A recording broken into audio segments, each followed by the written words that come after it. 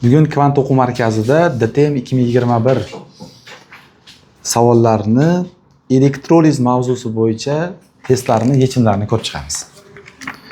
Boshladik. Birinchi savol. Simob sulfat eritmasi inert elektrodlar yordamida elektroz qilinganda eritma massasi 47 grammga, eritmadagi atomlar soni esa bittaga kamaydi. Eritmadan necha farad tok o'tganligini aniqlang deyapti. Bo'ldi, hozir aniqlaymiz. Birinchi, biz simob sulfatni elektrolizini bilishimiz kerak. Nima-nimaga elektroliz bo'ladi? Tuz elektroliz qilinsa. Simob sulfat tuzi elektroliz qilinganda eritmasi katodda simob, anodda kislorod va eritmada sulfatsida hosil bo'ladi. Sulfatsida suvda eriganligi uchun eritmada qolib ketaveradi bu. Mana bu simob katodda, kislorod esa anodda ajralib chiqib ketadi eritmadan. Shuni ikkalasining hisobiga eritma massasi kamayadi. Endi bizda simob sulfat eritmasi elektroz qilinganda suv ham elektrozga uchraydi billa. Suv elektroz bo'lganda katodda vodorod, anodda bundan ham kislorod hosil bo'ladi. Xo'p, simob sulfat elektroz bo'layotgan qismini x mol desak, 1 molidan 201 gram gramda hisoblaydigan bo'lsak va 16 gram. Jami 217 gramga eritma massasi kamayishi kuzatilar ekan. To'g'rimi? Qo'shsa 217 mi? X molidan 217 x ga kamayadi. Xo'p, suvda elektroz bo'layotgan qismini y mol desak,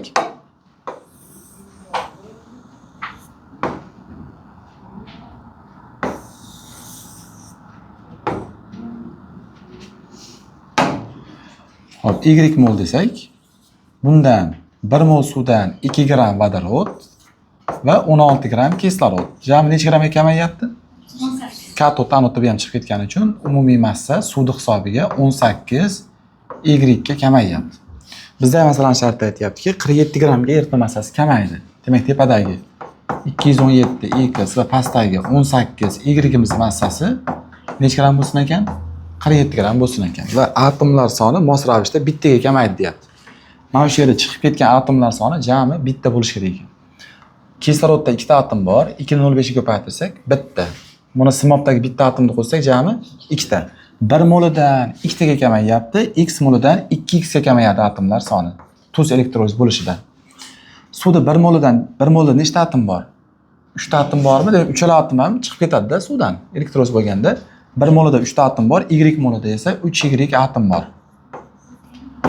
Mana shularimiz teng bo'lishi kerak, 1 ga teng bo'lishi kerak. Umumiy atomlar soni. 2x bu simob sulfat elektrolizdan kamaygan atomlar soni, 3y suvdan kamaygan atomlar soni jami bitta bo'lishi kerak ekan. Mana shu tenglamani ishlash uchun biz pastdagi tenglamani 6 ga ko'paytirsak, y'lar qisqarib ketadi. 12, 17 dan 12 ketsa 205 qoladimi? 205x teng 6, 47 dan 6 ketsa 41. 41 ni 205 ga bo'lsak 0,25 mi? Yo'q. Bunini nechtasi? 5 tasi. 5 ga ko'paytirsak 4 tasi ekani 0,4 mi? 0,2. Ha, 0,2 mi? 0,2 ekan. Demak, bizda 0,2 mol tuz elektroliz bo'lgan ekan. Qaysi tuz bu? Simob sulfat. Bizda aytayapti, eritmadan necha farad tok o'tganligini so'rayapti. Mana simob sulfat, simob ekvivalentli bo'lgani uchun 1 moliga necha farad tok ketadi? 2 farad. Bizda necha mol chiqdi? 0,2 va pastga yozib qo'ya qoling. 0,2 moliga necha farad tok ketadi deymiz? 0,4 farad tok ketadi. Bu hozir tuzga ketgan tok. Bizga tuzga ketgan tok so'ramayapti. Eritmaga ketgan tok so'rayapti. Suvga ham tok ketadi, uni ham topib olamiz. Demak, x'imiz 0,2 chiqsa, 0,2 ni ko'paytiramiz 2 ga. 0,4. 1 dan 0,4 ayirsak 0,6, 0,6 ni 3 ga bo'lsak, 0,6 ni 3 ga bo'lsak 0,2 bo'ladimi? Demak, 0,2 mol suv ham elektroliz bo'lgan ekan. 1 mol suvga necha farad tok ketadi? 2 farad tok ketadi. Bizda ham suvimiz 0,2 mol chiqdi hozir. 0,2 molga necha farad tok ketadi desak, 0,4 farad tok ketar ekan. 0,4 farad suvga ketgan, 0,4 farad tuzga ketgan. Ikkovini qo'shib qo'ysak, jami eritma orqali 0,8 farad tok ketgan deb hisoblaymiz ekan. Bormi javobni? Qarang, nima javob ham bor-da, ana bu. Ha, 0,4 degan javob ham bor-da, adashib buni olib qo'ymanglar, ha. Ketdik. Ikkinchi savol. Savolda aytilyaptiki, 200 ml zichligi 1,3 bo'lgan natriy nitrat eritmasiga 116 gram suv qo'shib, 8 amper tok kuchi bilan 13,4 soat davomida elektroz qilinganda 10% eritma hosil bo'ldi. Dastlabki eritmani molar konsentratsiyasini aniqlang deyapti. Endi natriy nitrat eritmasi kuchli, asos kuchli, kislota va kislorodli tuz bo'lgani uchun eritmasi elektroz qilinganda birinchi suv elektroz bo'ladi. Uni berilayotgan tokning miqdori faqat suvda elektroz qilish uchun ketgan deymiz. Tushunarlimi? Natriy nitrat eritmasi elektroz qilganimizda suv. Xo'p, biz nima qilamiz? Birinchi 200 ml ni ko'paytirib olaylik 1,3 ga. Boshlang'ich eritmamiz 200 ml ekan. 260 gram eritma bor ekan, boshlang'ich eritma. Xo'p, unga 116 gram suv qo'shildi degan. Uni ham qo'shib olaylik. 376 gram bu E2 bo'lyapti, ya'ni eritma 2. Hosil bo'lgan eritma. Va mana shu eritma 8 amper tok kuchi bilan 13,4 soat davomida elektroz qilinganda 10% eritma hosil bo'ldi. Biz faradni topish uchun nima qilamiz? Xo'p, tok kuchini ko'paytiramiz vaqtga, bo'lamiz 26,8 ga. Soatda bo'lgani uchun ham. Demak, amperimiz 8 amper tok kuchi bilan 13,4 soat davomida elektroz qilindi deyapti. Uni 26,8 ga bo'lsak, 2 qolib 4 farad tok bilan elektroz qilingan ekan va 4 farad tok natriy nitrat eritmasi elektroz qilinganda suvga ketadi. Shu 4 faradni 9 ga ko'paytirib qo'ysangiz, elektrozga uchragan suvning massasi kelib chiqadi. Bo'ptimi? Ekvivalenti, suvda ekvivalenti 36 gram demak suv parchalanib ketgan ekan. Bizda necha gram eritma bor edi? 376. Endi ketdik. 376 gram eritmadan 36 gram suv chiqib ketgan bo'lsa, hosil bo'lgan eritmamiz 340 gram bo'ladimi? 340 gram eritma 3. Va mana shu eritmamiz 10% ekan. Shuni ko'paytiramiz, 0,1 ga ko'paytirib turib 170 ga bo'lsak, ya'ni natriy nitrat molekulyar massasi 170. Yo'q, 170 emas ekan, 85 ekan. 85 bu natriy nitratning molekulyar massasi. Biroq moli kelib chiqadi. Mana 0 bilan bu 0 qisqarsa 34,85 ga bo'lsak, 0,4 mi? Demak, 0,4 mol tuz qolgan ekanmi hosil bo'lgan eritmada, ya'ni 340 gram eritmada 0,4 mol tuz bo'lsa, boshlang'ich 200 ml eritmada ham 0,4 mol tuz bo'ladi-da. Boshlang'ich moddani, ya'ni shu natriy nitratning konsentratsiyasini, molar konsentratsiyasini aniqlang degan. Demak, 0,4 imiz boshlang'ich eritmani 200 ml da turgan bo'lsa, 1000 ml da qancha bo'ladi desak, mana shu boshlang'ich eritmaning molarligi topilgan bo'ladi. Mana bu ikkita nollarni qisqartirib olsak, mana bu 0 bilan bu ham qisqarib ketsa, 1 kara 4 4, 4 2 bo'lsak, 2 molar degan javob chiqadi. Tushundinglarmi? Xo'p, keyingi savolga o'tamiz. 3-savol. Bu ham boshqacha ekan, ko'rib ko'ramiz. 0,2 kilogram, ya'ni bu degani 200 gram degani. 200 gram 14,9% kaliy xlorid eritmasi 1 farad tok bilan elektroz qilindi. Elektroz jarayonida sarflangan suv massasini aniqlang. Mohiyatini tushunib oling. Savolni o'qimasangiz tushunmaysiz. Demak, biz 200 gram eritmani ko'paytiramiz 0,14,9 ga ko'paytirib, kaliy xloridning molekulyar massasi 74,5 ga bo'lamiz. Biroq kaliy xloridning molini topolamiz shu orqali. Mana bu ikkita 0 bilan mana bu 14,9 ga aylansa, 14,9 ni 74,5 ga bo'lsa 0,2, 0,2 ni ko'paytirsak 0,4 chiqadi. Demak, eritmada necha mol kaliy xlorid bor ekan? 0,4 kaliy xlorid bor bo'lgan eritma orqali 1 farad tok o'tkazamiz. Endi kaliy xlorid eritmasiga suv berganimizda nima chiqadi bunda? Kaliy gidroksid eritmada katodda vodorod, anodda xlor ajralib chiqadi. Xo'p, reaksiyani tenglash uchun 2, suvni oldiga 2, ishqorni oldiga 2 qo'ysak, reaksiyamiz teng bo'ladi. Ko'rinib turibdiki, 2 mol kaliy xloridga billa necha mol suv elektroz bo'lyapti? 2 mol suv elektroz bo'lyapti. Bizda kaliy xlorid necha mol bor? 0,4 mol kaliy xloridga necha mol suv ketgan elektroz qilish uchun desak, qancha suv ketar ekan? 0,4 mol suv ketar ekan. 2 mol kaliy xloridga bolalar 2 farad to'k ketadi, chunki kaliy bir valentli. 1 mol kaliy xloridga 1 farad, 2 moliga necha farad? 2 farad. 0,4 moliga necha farad to'k ketadi? 0,4 farad to'k ketadi. Lekin bizda eritma orqali jami necha farad to'k o'tkazildi degan. 1 farad to'k o'tkazildi. Shundan 0,4 faradi tuzga ketgan bo'lsa, demak 0,4 farad tuzga ketdi, qolgan 0,6 faradi suvga ketgan deb hisoblaymiz. Endi suvni ham molini topib olamiz. Suvda 2 faradi 1 mol suv degani. Ya'ni 1 mol suvga 2 farad to'k ketadimi? Bizga necha farad to'k ketgan? 0,6 farad to'k necha mol suvni parchalagan deb so'rasak, ya'ni alohida suv ham parchalangan ekanda. 0,3 mol suv alohida o'zi ham parchalanib ketgan ekan, to'k ortiqcha olinganligi uchun. Bizda jami elektrozga uchragan suvning massasini so'rayapti. Ya'ni 0,4 ga 0,3 ni qo'shib qo'yamiz. Jami suv qancha bo'lar ekan shunda? 0,7 mol. Mana shu reaksiyada umumiy 0,7 mol suv elektrozga uchrabdi. Ha, massa so'ralyapti-kana? 18 ga ko'paytirib qo'yamiz. Ko'zi tolib bormayaptimi? Rangi yaxshimi? G'alati bo'lib ketyapsizmi? Yaxshimi? To'rtinchisiga o'tamiz. To'rtinchisi bir xil ekan, beshinchisini ishlaymiz ekan. 5 ta o'qiymiz. Mislufat eritmasi inert elektrodlar yordamida elektroz qilinganda eritma massasi 58 grammga, atomlar soni 4 taga kamaydi. Elektron necha farad to'k o'tgan? Birinchi savol bilan bir xil ekan bu. Ha? Ishlab ko'rasizlar-a? 5 ta ham. 7 ham bir xil ekan, 8 ham bir xil ekan. Ishlaysizlar buni? 9 ham bir xil ekan. 10 ekan. Bir xil deganimiz endi savoli bir xil emas. Tipi bir xil, ishlasa bo'laveradi. 100 gram deb o'qisam bo'laradimi? 100 gram X foizi natriy xlorid eritmasi inert emas ekan. Eritmasi elektroz qilinganda jami 0,5 mol gaz ajraldi. Agar anodda ajralib chiqqan gazlar 1 ga 1 mol nisbatda bo'lsa, X ni aniqlang. Xo'p. Qarang, natriy xlorid eritmasi elektroz qilinsa, o'zi nima chiqadi? Ha, natriy gidroksid eritmada katodda vodorod va anodda xlor gazi hosil bo'ladi. Masalada aytayaptiki, anodda ajralib chiqqan gazlarning mol nisbati 1 ga 1 bo'lsa deyapti.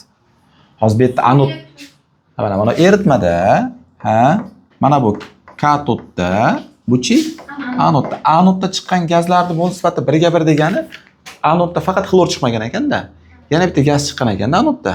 To'g'rimi? Demak, biz suvda elektroz ham qilamiz ekan. Bundan ko'rinib turibdiki, suv ham elektroz bo'lishi kerak. Katodda vodorod, anodda nima chiqadi bunda? Kislorod 0,5 mol kislorod 0,5 mol kislorod chiqarishimiz kerak ekan.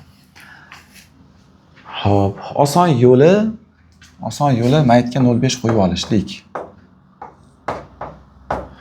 Bolalar mana tepada 0,5 mol xlor chiqyaptimi? Pastda ham 0,5 mol kislorod chiqyapti. Teng bo'lib turibdi o'zi. Agar 1 ga 2 nisbatda desa, tepada 2 mol, pastda 1 mol chiqarasiz.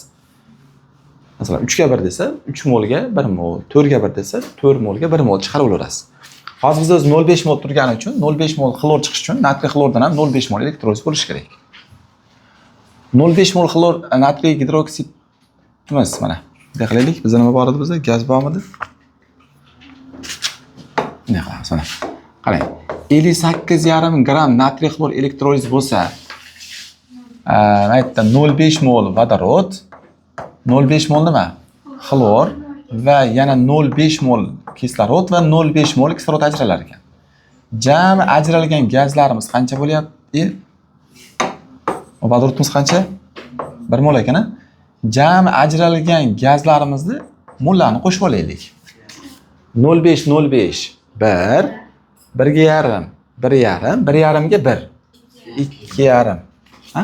Demak, 58,5 gram tuz eritmasi suv yordamida suv bilan birgalikda elektroz bo'lganda jami necha mol gaz hosil bo'lyapti? Gaz emas, ha, gazlar. 2,5 mol gazlar hosil bo'lyapti. Masalan shartida 0,5 mol gazlar hosil bo'ldi deganda umumiy. To'g'rimi? Jami elektrodlarda 0,5 mol gaz chiqqan. Demak 0,5 mol gazlar hosil bo'lgan vaqtda tuzni necha gram tuz elektroz bo'lgan deb so'rab olamiz. 5 barobar kichkina 5 ga bo'lib qo'yamiz. 11/7 bo'ladimi? Ha? 11,7 gram demak tuz bor ekan. Tuz elektroliz bo'lgan ekan. Endi bizda boshlang'ich eritmamiz 100 gram edi. Ha? Endi 0,1 kilogram deganku 100 gram eritmamiz necha foiz? 100% bo'lsa 11,7 gram tuz necha foiz bo'ladi desak, baribir 11,7% bo'ladi. Endi boshlang'ich eritmani agar 0,2 kilogram deganda 200 gram 100%, 11,7 mi necha foiz derdik. Unda javob 11,7 chiqmaydi. Yo'q, 200 gram bo'lsa 5 marta 2 marta kichkina chiqadi yana. 5,85% ma shunaqa chiqadi. Qani, ketdik, keyingisiga o'tamiz.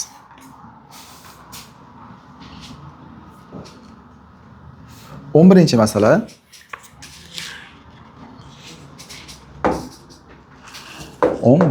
Savolda aytayaptiki, 100 gram 35,1% natriy xlorid eritmasi elektroz qilindi. Elektroz jarayonida 18 gram suv sarflangan bo'lsa, elektroz jarayoni uchun sarflangan Faraday tok miqdorini aniqlang debdi. Yaxshi. 100 gramni ko'paytira olamiz 0,35 ga bo'lamiz 58,5 ga desak, natriy xlorid bo'lganligi uchun 0. Ne chiqadi?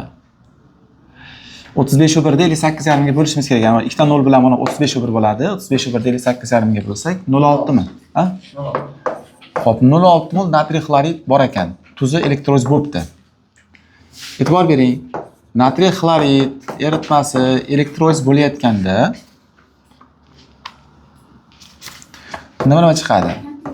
Natriy gidroksid, katodda 0,5 mol vodorod, 0,5 mol xlor chiqarib qo'yamiz. Reaksiya teng bo'ladi. 1 mol bilan 1 mol suv elektroz bo'lyaptimi? Ha? Ha, bizda necha mol bor? 0,6 molga necha mol suv ketadi yonida elektroz bo'layotganda? 0,6 mol. Masalan, shartini qarang-da, 18 gram suv sarflangan bo'lsa degan. Bizda 18 gram suv sarflandi degani, uni 18 ga bo'lsak necha mol suv sarflandi degani? 1 mol suv sarflandi degani. 1 mol suvda 0,6 mol tuz bilan birga elektroz bo'lgan. Ha, pastda qolgan 0,4 mol suv o'zi alohida parchalangan ekanda. Ha? Endi biz bilamizki, 1 mol suvga necha farad tok ketadi? 2 farad tok ketadi. 0,4 ga necha farad tok ketadi? 0,8 farad tok ketadi. 1 mol natriy xlorga 1 farad tok ketadi. 0,6 ga necha farad tok ketadi? 0,6 farad tok ketadi.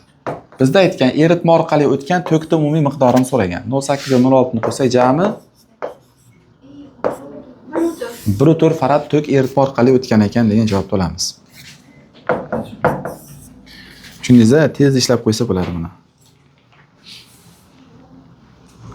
16-masalaga o'tamiz. Savolni o'qiymiz. Savolda aytayaptiki, x gram, x kilogram ekan, x kilogram 40% musulfat eritmasi orqali 4 farad tok o'tkazilganda katodda 1,5 mol gaz ajraldi. X ni qiymatini aniqlang. Yaxshi, tushunarli. Endi musulfat eritmasini elektroz qilganimizda o'zi asli tuzdan katodda gaz chiqmaydi. Musulfat eritmasi elektroz bo'lganda katodda nima chiqadi? Mis, anodda kislorod, eritmada nima qoladi? Sulfat sepa qoladi. Bizda masalan shart aytayapti, 1,5 mol qayerda gaz chiqdi deyapti? Katodda gaz chiqdi deyapti. Katodda chiqmayapti, bizda qayerda chiqyapti? Anodda chiqyapti. Demak, katodda chiqqan gaz bu suvdan chiqqan ekanda. Pastda yozib qo'yamiz. Suvda elektroz qilsak, vodorod va kislorod chiqadi. Uni yozish shart emas. Xo'p, tok topib olamiz bolalar. Bizda tok bor edi-ku umumiy 4 farad tok berilgan. Bolalar, mana suvda 1 moliga 2 farad tok ketadimi? 2 farad tok bersak 1 mol gaz chiqadimi katodda? Bizda 1,5 mol gaz chiqqan, ya'ni 33,6 litr gaz chiqdi degan. Bunda necha farad tok ketgan? O'zi eritma orqali necha farad tok o'tkazildi degan. 4 farad degan. Undan 1 farad qayerga ketgan bo'ladi? Musulfat tuziga. Musulfat necha farad tok ketadi? 2 farad tok ketadi. 2 farad tok ketsa bu 160 grammgami? Bu teskarisini yozaylik mana. 160 gram tuzga necha farad tok ketadi? 2 farad. Bizga necha farad tok bor? 1 farad tok necha gram tuzga? 80 gram tuzni elektroliz qilgan ekan. Endi mana shu 80 gram tuz umumiy eritmani necha foizini tashkil etyapti ekan? 40% eritmani tashkil etyapti-da. 100% qancha desam eritmani massasi kelib chiqadimi? Xo'p, 800 ni 4 ga bo'lsak 200 gram eritmani massasi kilogramda so'ragani uchun 0,2 kilogram degan javobni olaveramizmi?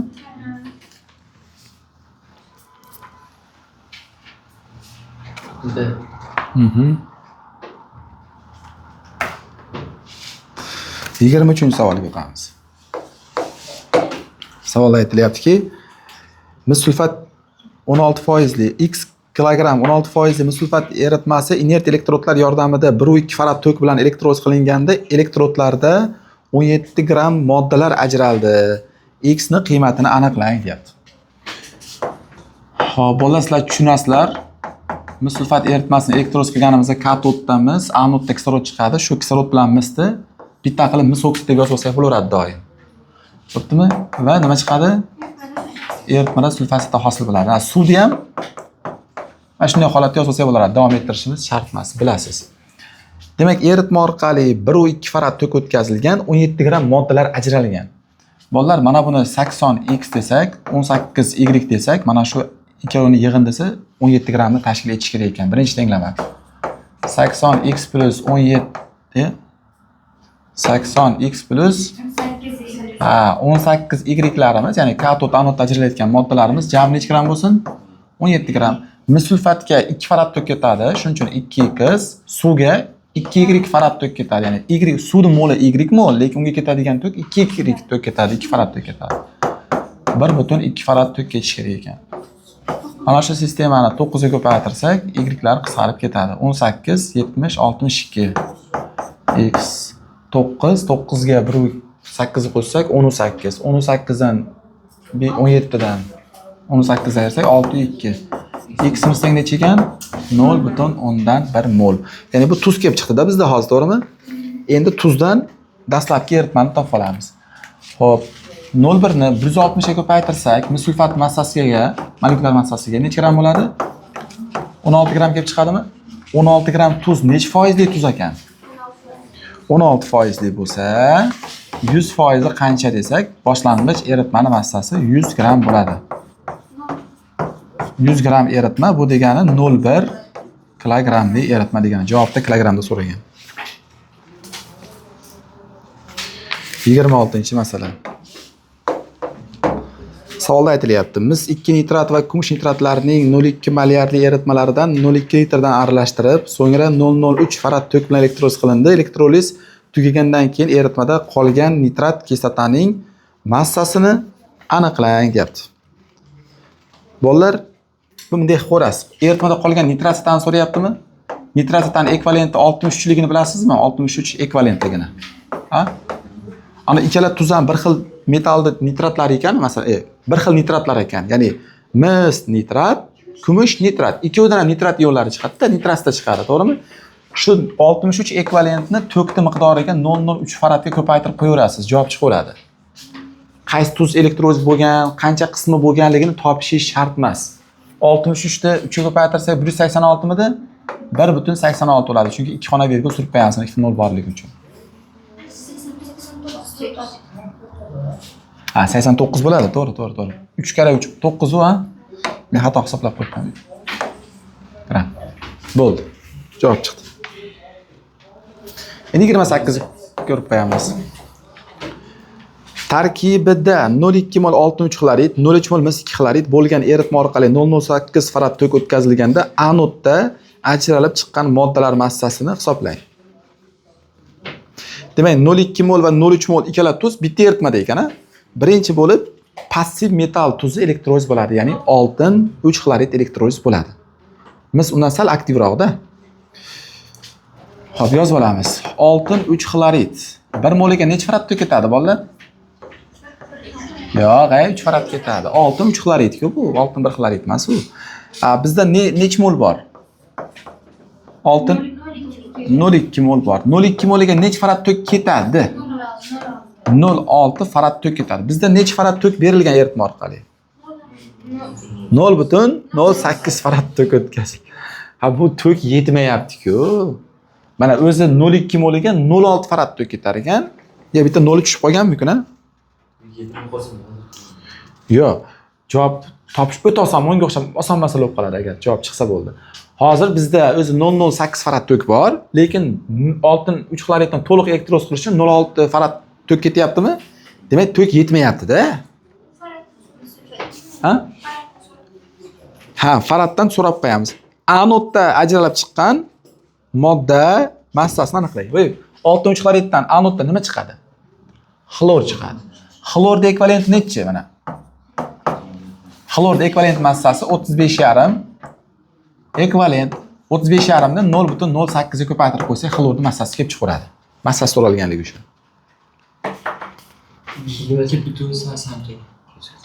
Bo'ldi shu ekan xolos. Javob ham bor ekan. Bu yerda 0,2 molda hammasiga tok yetmaydi ekanda. Tushunyapsizlarmi meni? U mis xloridga umuman tok yetmaydi. Ketdik. 32-savolni ko'ramiz. Oxirgi savol ekan. Savolda aytilyapti, 200 gram desam bo'laradimi? 200 gram 40% mis sulfat eritmasi massalari 18 gramdan bo'lgan ko'mir elektrodlar ishtirokida to'liq elektroliz qilindi. Elektrolizdan so'ng katod ajratib olinib, konsentrlangan sulfat eritmasida eritilganda necha mol gazlar ajralib chiqadi? Ha, yaxshi savol. Hop, 200 gramni 0,4 ga ko'paytirib turib 160 ga bo'lamiz. Demak, bizda nech mol mis sulfat tuzi bor ekan eritmada? 0,5 mol. Eritmasdan ko'mir elektrodlar ishtirokida to'liq elektroliz qilindi. Demak, tuz to'liq elektroliz qilinyapti. Katod ajratib olingan deganligi uchun e'tibor bering. Jarayonni sizga tushuntirib beraman. Mis sulfat eritmasi elektroliz qilinsa, katodda mis, anodda kislorod va eritmada sulfat hosil bo'ladi. Mana bu elektrodlarimiz bor-ku, mana rangini o'zgartiring. Mana bu tarafdagi qizil elektrodimiz, bu tarafdagi yashil elektrodimiz. Ikkovi ham qizilda ekan. Nima uchun ikkovini ham qizilda chizdim? Chunki ikkalasi ham nimadan yasalgan? Ko'mirdan yasalibdi. Ugleroddan yasalgan ekan. Ya'ni ko'mirdan yasalgan elektrodlar. Nech gramdan ekan elektrodlarning massasi? 18 gram. Bu-chi? Bu ham 18 gram. Katoddan mis chiqayotgani uchun mis ko'mirning ustiga shuni o'tirib oladi. Ko'mirli qalamda uchidagi grafit bor-ku, shuning ustiga o'tirib oladi mis. Ha, mana bu chiqayotgan gazimiz anodni eritib yuboradi. Anod 18 gramdan 18 gram-u ko'mir bilan kislorod reaksiyaga kirishib ketib qoladi. Anodni so'rasa sal murakkabroq reaksiyaga ketib qoladi. Bizda katod ajratib olindi, uni sulfatida eritdik deyapti-ku. Katodda ko'mir bilan mis bor, anodda esa 18 gramdan qanchadir qismi mana chiqqan kislorod 18 gram uglerodni yondirib yuboradi karbon tanit qilib. Bir 7 gram, 8 gram uglerod qoladi, u reaksiyaga kirishadi xolos. Anodda faqat uglerod bo'ladi. Katodda nima bor tarkibida? Uglerod bilan mis bor. Bizda hozir katod so'rayapti, masalani murakkablashtirmaylik. Mana 1 mol mis sulfatdan necha mol mis chiqadi? 1 mol mis chiqadi. Bizda necha mol mis sulfat bor? 0,5 mol mis sulfatdan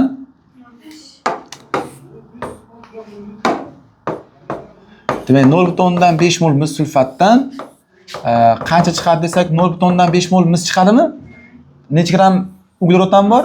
18 gram ugleroddan bor va 0,5 mol mis ham bor. Shu aralashmaga, ya'ni ikkovdan iborat qotishmaga endi konsentrlangan sulfatni qo'shamiz. Mis sulfat bilan reaksiyaga kirishadi. Albatta gaz chiqadi. Bunda so'rayapti, mis sulfat SO2 va suv hosil bo'ladi. Xo'p, keyingisi ugleroddan reaksiyaga kirishadi sulfat bilan. Nima chiqadi? Uglerod sulfat bilan reaksiyaga kirsa. Karbonat angidrid. Ko'pchilik bilmaydi, bilasizlarmi shu reaksiyani? Uglerod kirishadi deb o'ylamaydi sulfat bilan. Kirishadi. Uglerod sulfat bilan konsentrlangan reaksiyaga kirsa SO2 va suv hosil bo'ladi. Reaksiyani tenglash uchun sulfatdan oldiga shunday 2 qo'yasiz, SO2 ni oldiga shunday 2 qo'yasiz, suvni oldiga shunday 2 qo'ysangiz reaksiya teng bo'ladi. Bizda 1 molga 1 molidan qancha gaz chiqyapti? 1 mol. Misimiz necha mol bor? 0,5 mol. Bizda mana shu ikkala reaksiyadan ajralgan gazni so'raganda miqdorini, ya hajmini so'rayapti, miqdorini so'rayapti. 0,5 moldan 0,5 mol gaz chiqadimi aytdi? Eslab turing.